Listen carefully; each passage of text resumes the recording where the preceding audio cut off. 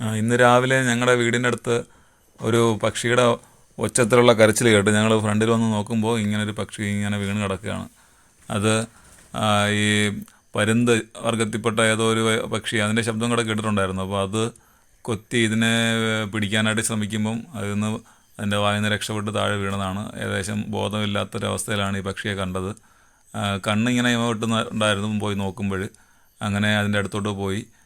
ഇതിൻ്റെ പേര് ഈ റൂഫസ് ട്രിപ്പൈ എന്നാണ് ഇംഗ്ലീഷിൽ പറയുന്നത്. പക്ഷേ മലയാളത്തിൽ നമ്മൾ നാട്ടിൻപുറത്തൊക്കെ കുർണി എന്ന് പറയുന്നൊരു സാധനമാണ്. അതിൻ്റെ വിളിയുടെ ശബ്ദത്തിൻ്റെ ആ ഒരു രീതിയിലാണ് അതിനെ നമ്മൾ കുർണി കുർണി എന്ന് വിളിക്കുന്നത്. അപ്പോൾ ഈ കാക്കയുടെ വർഗ്ഗത്തിൽപ്പെട്ട ഒരു പക്ഷിയാണ്. അധികം പിന്നെ നമ്മുടെ നാട്ടിലാരും മെരുക്കാറില്ലെങ്കിലും പലയിടത്തും മനുഷ്യരോട് വളരെ അടുത്ത് ഇടപഴകുന്ന ഒരു പക്ഷിയാണ് ഈ കുർണി എന്ന് പറയുന്നത്. എന്തായാലും അതിൻ്റെ അടുത്തോട്ട് പോയി. അതിൻ്റെ അടുത്ത് അതിനൊന്ന് എഴുന്നേൽപ്പിക്കാനായിട്ട് ശ്രമിച്ചതിൻ്റെ കമ്പ് കൊണ്ടൊന്ന് തട്ടുമ്പോൾ, കമ്പ് കൊണ്ടാണ് നമ്മൾ തട്ടിയത്. കാരണം അതിന് പക്ഷികളുടെ വെറുതെ എന്തെങ്കിലും രോഗാണുക്കളൊക്കെ ഉണ്ടെങ്കിൽ ഒന്ന് പേടിച്ചിട്ട് അത് കൈകൊണ്ട് പിടിച്ചില്ല. കമ്പ് കൊണ്ട് ഇങ്ങനെ അതിനെ തട്ടി ഉടനെ ചാടി അത് കമ്പിലോട്ട് കാലുകൊണ്ട് പിടിച്ചു.